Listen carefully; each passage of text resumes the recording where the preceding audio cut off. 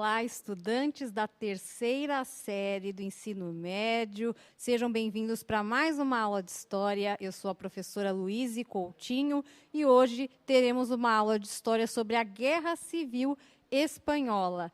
E com a gente, para mediar as interações dos estudantes no nosso chat, contamos com a presença do professor Carlos Fernando Neri. Boa noite, professor Carlos. Boa noite, professora Luíse. Boa noite, estudantes da terceira série do ensino médio e a todos os professores que estão aí também trabalhando com essa garotada.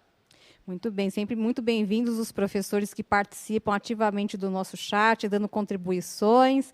Nós apreciamos a presença de vocês, esse acompanhamento, e ficamos muito gratos com esse prestígio que vocês dão aí com o nosso trabalho no Centro de Mídias.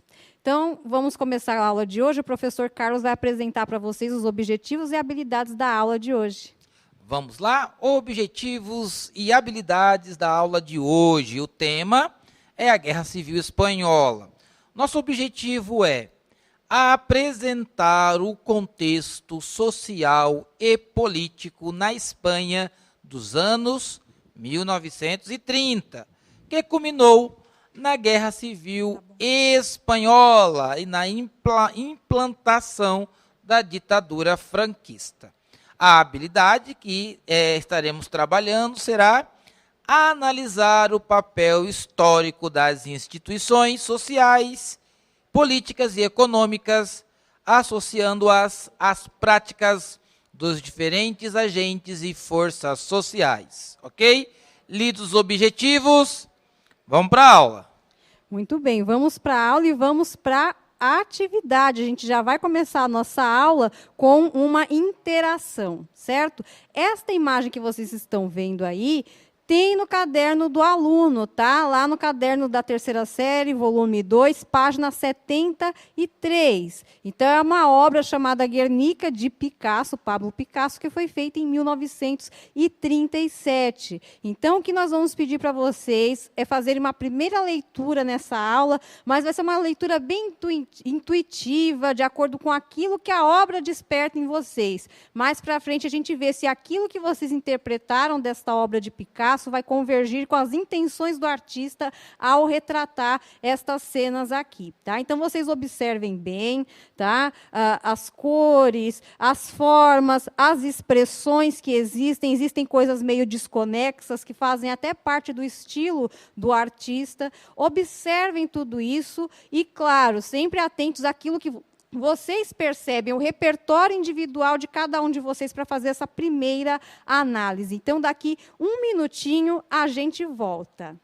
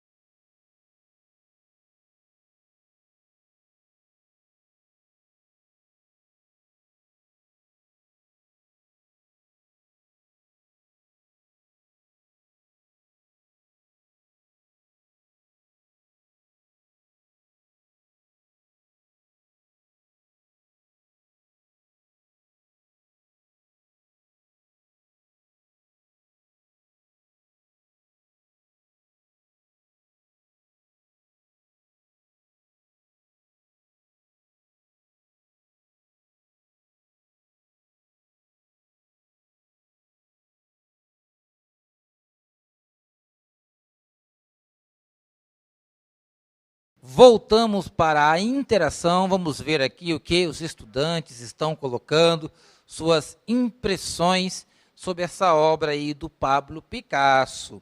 Vou mandar aqui um abraço para a professora Edicleila, da Escola Maestro Villa-Lobos, professora de História. Muito bem, professora, vai aí cobrando os estudantes, que nós vamos cobrando daqui. Temos que construir o conhecimento e as habilidades com essa galerinha aí que são os nossos estudantes, terceiro ano já do ensino médio, último ano. Prof. Luíse, vamos ver aqui o que os estudantes estão colocando sobre esta obra. A Antônia coloca aqui traz uma sensação de sofrimento. Aqui, quem mais? O Fabrício está dizendo que a imagem ela traz um drama. E quem mais? A Amanda, confusão e estranheza. Olha só as impressões que eles estão tendo dessa obra aí do Pablo Picasso. Perfeitamente. Não existe certo e errado nessa primeira análise, como eu coloquei para vocês. É aquilo que a obra desperta em vocês, essas primeiras impressões, aquilo que vocês detectam. Então, alguns foram para o lado do figurativo, tentando identificar figuras, mas a grande maioria foi para a carga sentimental da obra, né, que é muito contundente, a questão do sofrimento, da dor, né, pela expressão dos personagens, a própria cor que foi utilizada, né, a predominância de cores. Então, os estudantes estão indo aí pelo caminho correto, vamos dizer assim, embora, como eu coloquei, não existe certo e errado. Mas a gente já sabe que a aula de hoje é sobre uma guerra, né? A Guerra Civil Espanhola. Então, a gente sabe que resultados das guerras geralmente envolvem dor e sofrimento, principalmente para os civis, para as pessoas inocentes que acabam pagando aí com, às vezes até com a vida, por conta de disputas e questões políticas, econômicas que culminam em conflitos armados. E no caso de Guernica, foi exatamente isso que aconteceu, mas eu não vou dar spoiler aí desse momento mais, né, posterior da nossa aula. Vamos começar entendendo o contexto da Guerra Civil Espanhola, que ocorreu entre os anos de 1936 e 1939, né, anos antes aí da Segunda Guerra Mundial, inclusive, tá? Vamos dar uma olhadinha na nossa tela aí. Nós temos um esquema, né, onde vão aparecer uma espécie de linha do tempo e o desenho da chamada polarização política ocorrida na Espanha nessas décadas de 1920 e 1930, ou seja, o contexto primário aí, né, os antecedentes dessa guerra. Então, lá no primeiro quadro, nós temos apontado que entre os anos de 1923 e 1930, a Espanha foi governada por Miguel Primo Rivera. Ele era um nacionalista, conservador, e o seu governo pode ser caracterizado como uma ditadura, tá? Os nacionalistas e conservadores da Espanha também estavam muito ligados ao catolicismo, né? Os católicos também integravam esse grupo de conservadores nacionalistas espanhóis, tá? Em 1931, foi instituída na Espanha a Segunda República. Já a Segunda República representa um momento de democracia na Espanha, né? O Niceto Alcalá Zamora foi o primeiro presidente, né, dessa Segunda República. Ele governou de 1931 até 1936, quando foi sucedido por Manuel Azanha Dias, tá? O Manuel Azanha Dias, também ali tentando promover um governo democrático, democracia representativa, ou seja, o povo elegendo seus governantes. Mas vamos retomar aí um assunto de aulas anteriores que está rondando, desde a aula sobre o fascismo, a aula passada sobre o nazismo, que é a questão da Revolução Russa. A gente sabe que a Revolução Russa culminou na implantação do regime comunista naquele país e depois na criação da União das Repúblicas Socialistas Soviéticas. E nós já estudamos também que a Revolução Russa, ela tem como base teórica as ideias do marxismo, né, da questão do movimento operário, da classe operária, né? E isso assustou as elites, né? Não só, claro, na própria Rússia, que agora, aí, década de 1930, já é União Soviética, mas as elites do mundo inteiro. Então, nós vimos nas aulas anteriores, fascismo e nazismo, que o grupo ali mais conservador, tanto da Itália como da Alemanha, né, representado pelas elites empresariais, banqueiros, né, eles meio que abraçaram a questão desses regimes totalitários por medo, né, para poder ter uma alternativa mais segura para evitar o comunismo naqueles países, né? Aquela coisa, se a moda pegar, a União Soviética vai ser a Europa inteira. Então, isso assusta as elites, né? A Espanha não é diferente, tá? Embora a Espanha não estava vivendo nenhum tipo de crise econômica muito forte, como aconteceu com a Itália e com a Alemanha, lembra lá do pós-Primeira Guerra, esses países estavam muito prejudicados ali na questão econômica e produtiva, desemprego, crise social. A Espanha não estava tanto nesse processo aí. Aliás, tanto na Primeira como na Segunda, a Espanha teve uma participação muito discreta nesses conflitos, nas Primeira e Segunda Guerra Mundial, tá? Mas essa coisa da polarização política, dessa força, desse embate entre nacionalistas conservadores e republicanos, progressistas, democratas, que também esse segundo grupo abarcava os socialistas, os anarquistas, acabou fazendo esse desenho que culminou na Guerra Civil Espanhola. Então, vamos voltar lá no nosso esquema, na tela. Né? A gente tinha parado ali no 1936. O Manuel Azaña Dias escolhe para ser o seu primeiro-ministro Largo Caballero. Largo Caballero era um político declaradamente socialista. Então, olha a elite conservadora espanhola ficando de cabelo em pé. Como assim o primeiro-ministro vai ser um socialista? Então, eles temendo o avanço dessa corrente política e econômica na Espanha, estes conservadores vão tramar um golpe para tentar derrubar Manuel Azaña Dias do poder. Este golpe foi liderado principalmente pelos militares espanhóis, um militar em especial que no próximo slide a gente vai conhecer, mas o fato é que houve uma resistência, né? Grupos anarquistas, comunistas acabaram articulando uma resistência, articulando uma forma de evitar esse golpe, e essa tentativa dos conservadores acabou fracassando, o que não significa que eles sufocaram esse movimento. Pelo contrário, ao evitar o golpe, né, nem as pessoas da resistência, vamos dizer assim, que depois vão se configurar na chamada Frente Popular, nem os conservadores ficaram satisfeitos. Então, eles partiram para uma guerra. Tá? Por isso que vai, voltando ali na nossa tela, se formar esses dois grupos antagônicos aí. A Frente Popular, formada pelos republicanos socialistas, vamos voltar na nossa tela ali, por gentileza, né? O quadrinho, e o movimento nacional, que é a Falange, que são as forças conservadoras. Tá? Então, está aí na tela para vocês agora. Tá? Frente Popular versus Movimento Nacional, que também é conhecido como Falange. Tá? E depois eles também ficaram conhecidos como franquistas. Próximo slide, vai aparecer aí na tela para vocês.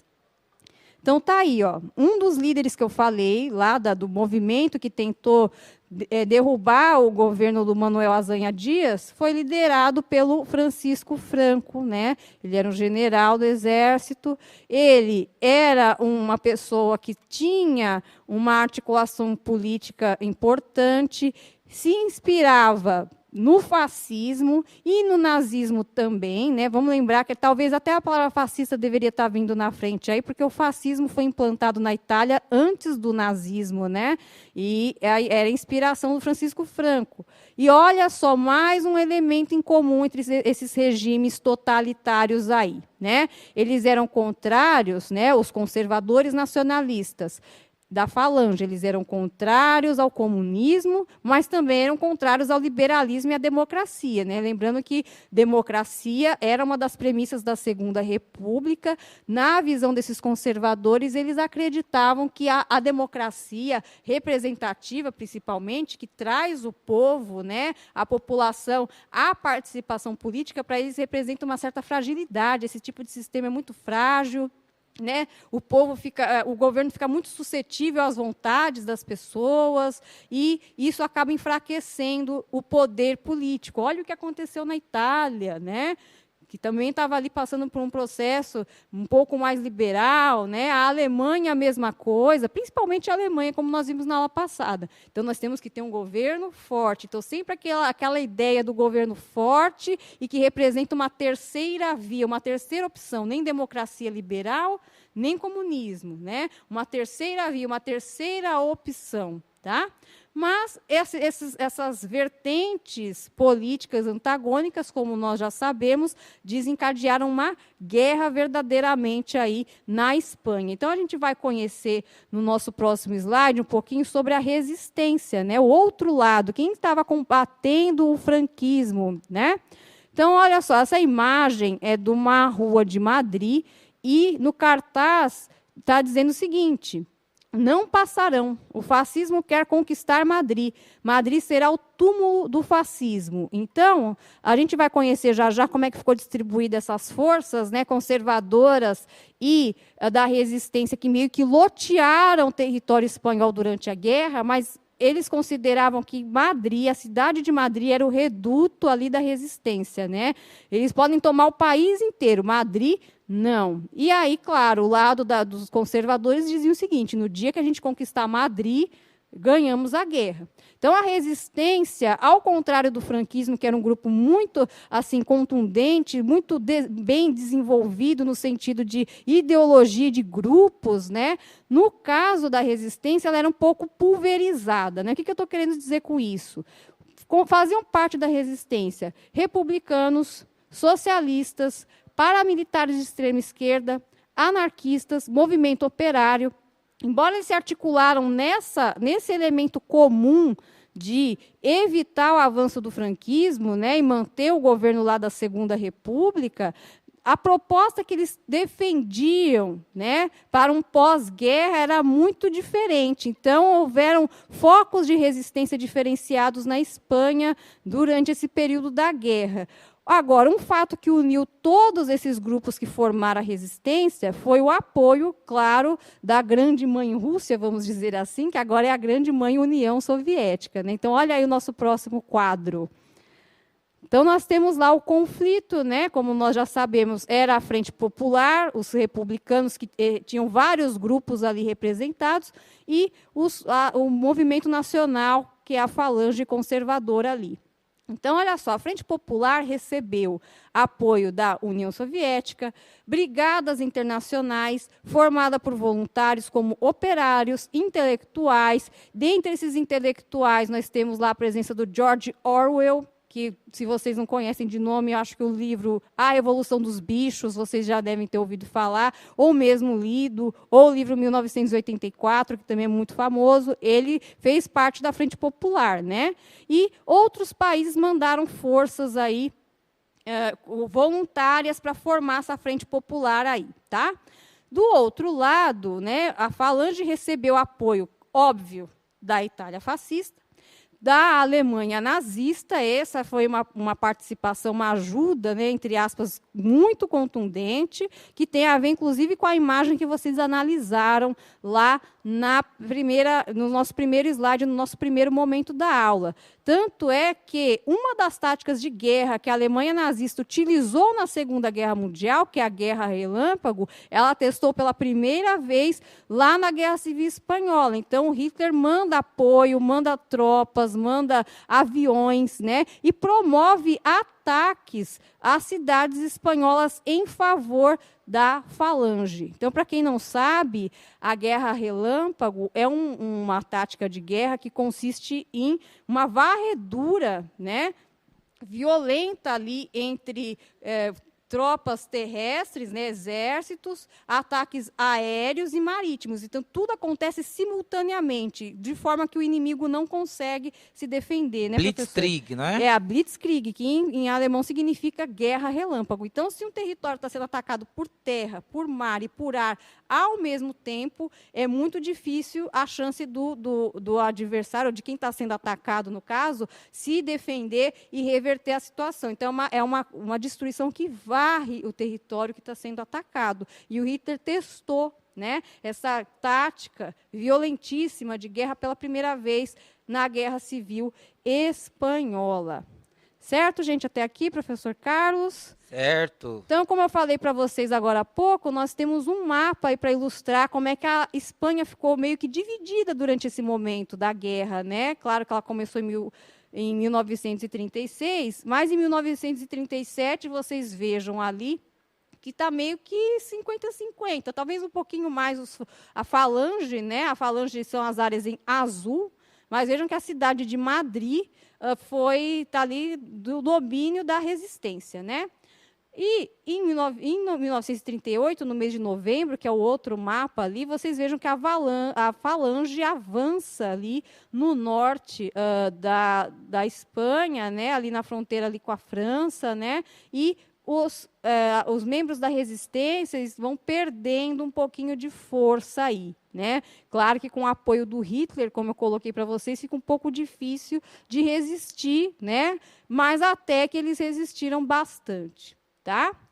Vamos para a nossa interação aí no chat, certo? Só para a gente retomar um pouquinho do que já foi falado aqui e também para saber se vocês estão prestando atenção mesmo na nossa aula. Então, apontem a alternativa que corresponde ao que foi considerado o estopim da Guerra Civil Espanhola. Então, olhem aí as alternativas. O que desencadeou essa Guerra Civil Espanhola? Em 1 minuto a gente volta.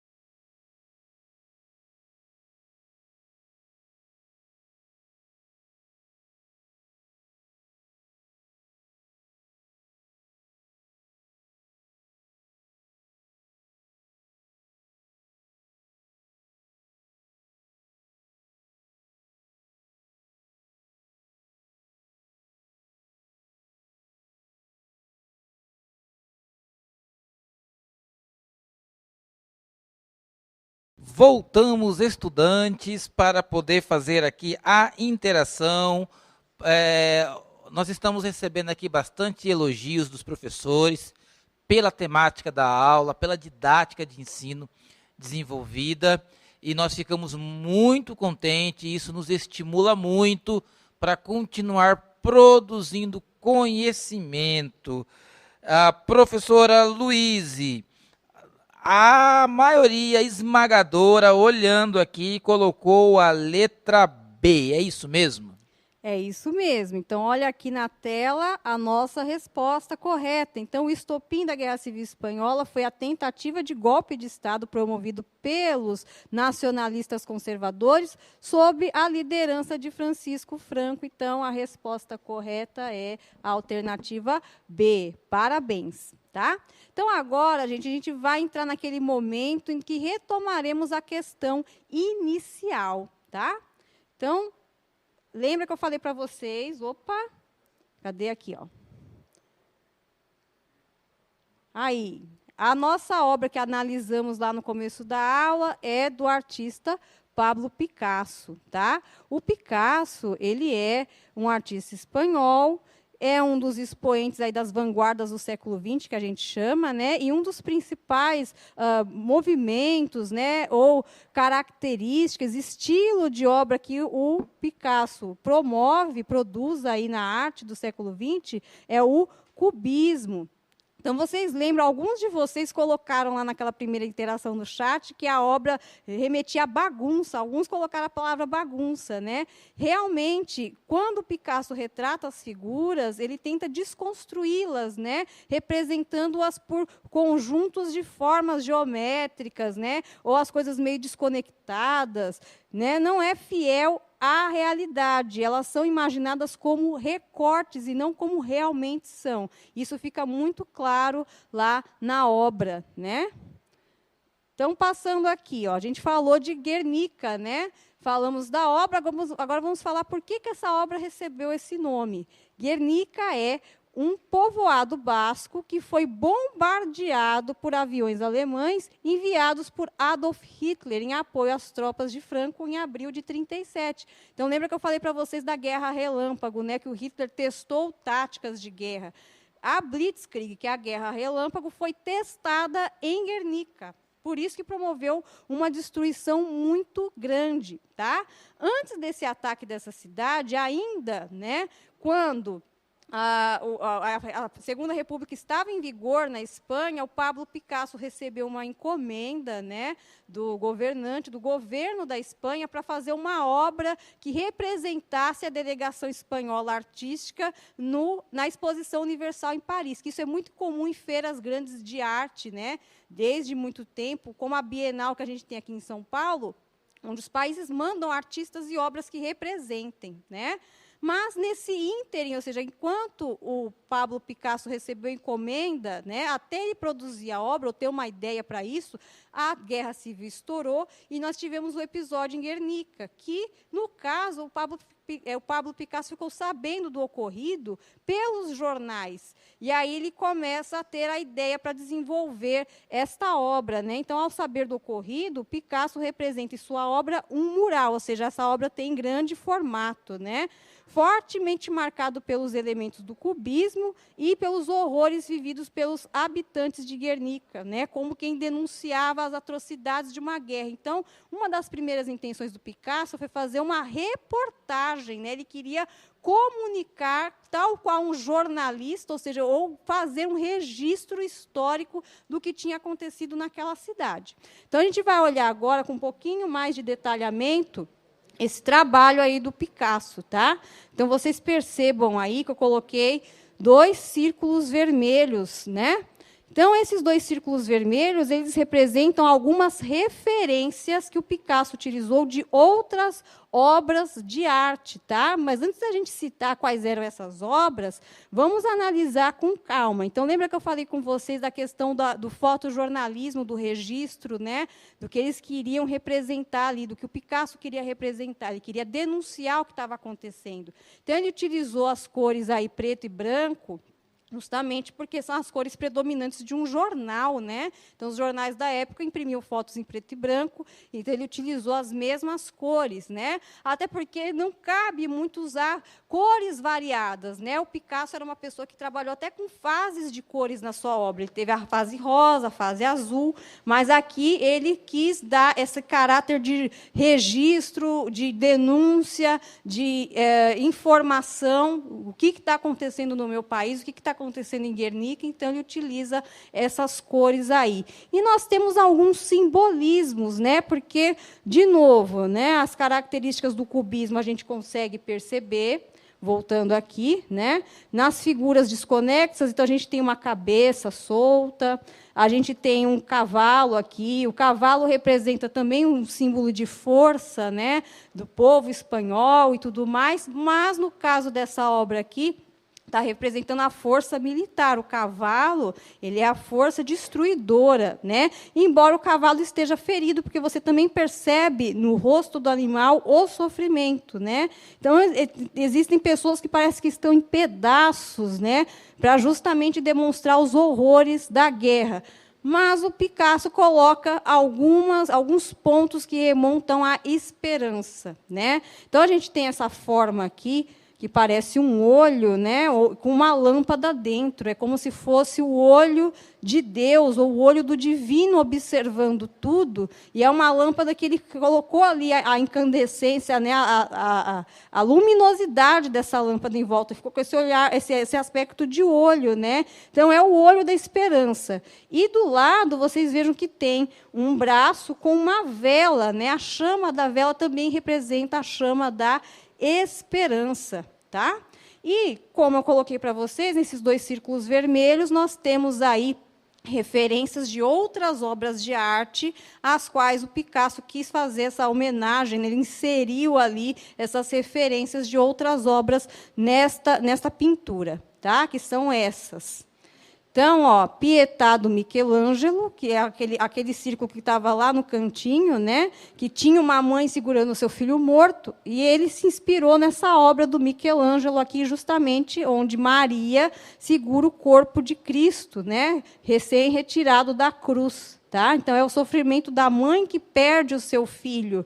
Não só Maria perdendo Jesus, mas quantas mães de Guernica perderam seus filhos, quantas pessoas perderam seus entes queridos e estavam em desespero naquele momento, né? Aliás, desespero é uma coisa predominante naquele trabalho, em todas as expressões, né? Todos os recortes que ele foi fazendo ali, né? Inclusive, tem vários planos dentro da obra do Picasso, né? Cada detalhezinho é uma história que está sendo contada, né? E a outra obra que estava mais para o canto de cá, que é referência também do Picasso, é essa aqui do Francisco Goya, que chama-se Os Fuzilamentos de 3 de Maio. Tá? 3 de maio de 1808 foi um momento em que a população espanhola faz um levante contra a invasão napoleônica naquele país. Então, Napoleão estava invadindo a Espanha, a população se levantou contra, né? A monarquia espanhola nada fez para impedir, e forças não só da monarquia espanhola, como também forças das tropas napoleônicas, fizeram um massacre contra aqueles espanhóis que se levantaram contra a presença de Napoleão, a presença do Império Napoleônico naquele momento.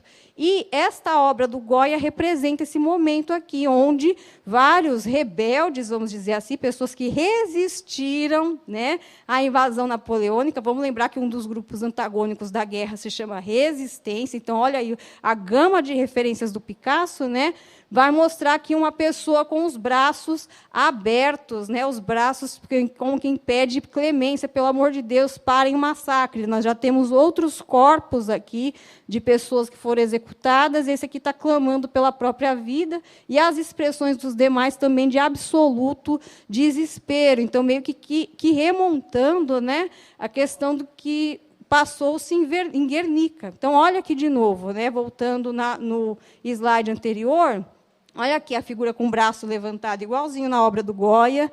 Olha aqui a mãe, né, com o filho morto nos braços. Então, veja toda a temática, todas as referências, todo o ideário que o Picasso conseguiu condensar nesta obra, que depois serviu de referência para muitas outras, inclusive a série bíblica do Cândido Portinari, que depois vocês podem procurar aí, que essa é uma obra icônica, emblemática, é conhecida no mundo inteiro. Eu tenho certeza que muitos de vocês, talvez não sabendo da história da obra, mas já tinham visto essa imagem ou pedaços dessa imagem em algum lugar. Ela é muito conhecida, tá? Dessa obra Guernica de Picasso. Certo? Vamos ver o que mais essa aula nos reserva. Saldo da Guerra, né, Civil Espanhola. Então, esse saldo consistiu em vitória da Falange, tá? Então, as forças conservadoras vencem a guerra, e a gente tem o início do franquismo. Tá? Então, Francisco Franco se torna o líder político durante muito tempo. Ele fica até 1975 no poder na Espanha, inclusive isolando a Espanha do resto do mundo. Né? A Espanha fica um país um pouco isolado, com poucas relações internacionais aí. Tá? A guerra gerou milhões de mortos e centenas de desaparecidos, causando grande destruição material. Tá? Republicanos e opositores de Franco foram exilados, presos ou mortos. Milhares foram para campos de concentração. Então, existiam campos de concentração na Espanha, que ficaram ativos, inclusive, durante a Segunda Guerra Mundial. Tá? Como a gente viu com a análise de Guernica, do episódio de Guernica, né? A Guerra Civil Espanhola foi um prenúncio do que seria a Segunda Guerra Mundial, né? Uma espécie de ensaio sádico do que seria isso. Né? O regime político, que é o nacional-catolicismo, foi implantado na Espanha nesse período. Então, vamos voltar lá na tela para as crianças, os estudantes acompanharem aí. Né? Então, o regime político foi o nacional-catolicismo, e a Espanha participa timidamente da Segunda Guerra, vendendo armamentos e mandando um destacamento para a União Soviética em favor dos nazistas. Tá? Certo, gente? Agora nós temos uma interação via chat, para também averiguar o quanto vocês estão absorvendo de conteúdos, né, do que a gente está apresentando aqui na nossa aula. Tá? Então, olha só na tela para vocês. A Guerra Civil Espanhola, no contexto do entre guerras, representou disputa armada entre socialismo e fascismo, ensaio para a Segunda Guerra Mundial, ascensão de um regime ditatorial, o franquismo, aproximação entre igreja e Estado, ou todas as anteriores. Em 1 minuto a gente volta.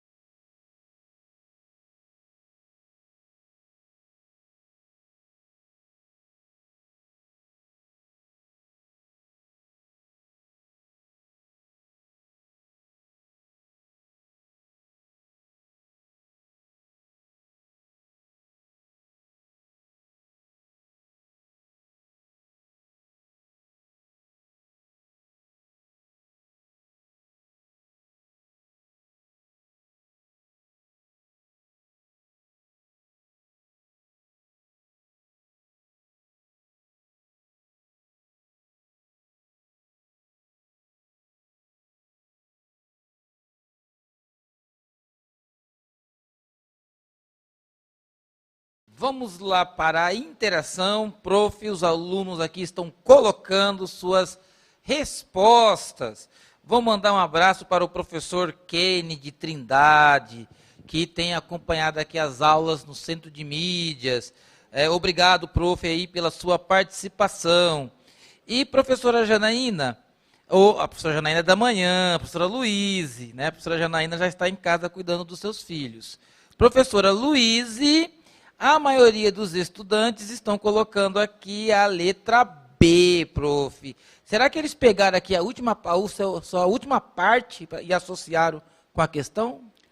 Olha, vamos fazer o seguinte, para vocês não ficarem tristes, eu vou dizer que quem colocou o B, assim como quem colocou o C, A, D, todo mundo acertou, porque a resposta correta, olha aí na tela para vocês, todas as anteriores. Então, tudo isso é representação, seja consequências ou características da Guerra Civil Espanhola, né? Então, a Guerra Civil Espanhola, ela simbolizou, sim, uma disputa armada entre socialismo e fascismo. Vamos lembrar que esses eram os ideários antagônicos ali que já vinham permeando diversos contextos políticos pela Europa fora, desde a Revolução Russa, passando pelo poder político na Itália, a ascensão de Benito Mussolini, né?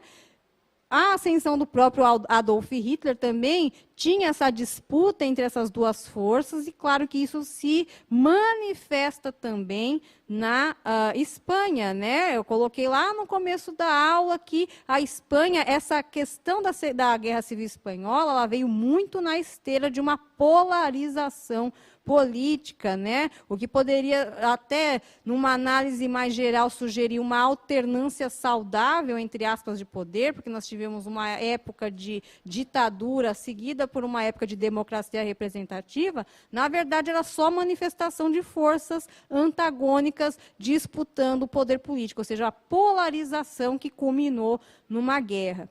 Vamos continuar lá na nossa correção para comentar as demais alternativas, né?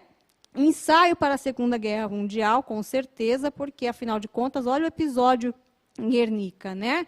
Onde o Hitler, né, utilizou algumas táticas que ele aplicaria depois na Segunda Guerra Mundial naquela cidade, né? Ele foi uma estreia do poderio bélico da Alemanha nesse momento, lembrando que no final da Primeira Guerra Mundial, a Alemanha teve como sanção punitiva a redução drástica de suas tropas, né? Aqui o Hitler ele já está como o chefe militar da Alemanha, ele quer reinaugurar o exército alemão de uma certa maneira. Então, ele vai fazer essa estreia no palco da Espanha, né? Vamos dizer assim. A ascensão de um regime ditatorial, que é o franquismo, que durou até 1975, como a gente viu, e a aproximação entre igreja e Estado, porque a denominação do poder político na Espanha era o nacional-catolicismo. Então, olha aí a aproximação entre igreja e Estado, as duas coisas meio que de uma forma simbiótica, fazendo parte do sistema político. Para a gente encerrar a nossa aula, está aí a atividade complementar, caderno do aluno, página 73, vocês podem ir lá no exercício 1, que vai tratar da Guerra Civil Espanhola, e vamos deixar 2 filmes aí para vocês se inteirarem desse contexto, né, uma forma gostosa de aprender, assistindo a bons filmes. Um deles é O Labirinto do Fauno, né, um filme premiado aí do Guillermo del Toro, de 2006, mostra bem o que foi a Espanha nesse momento, né, da Guerra Civil.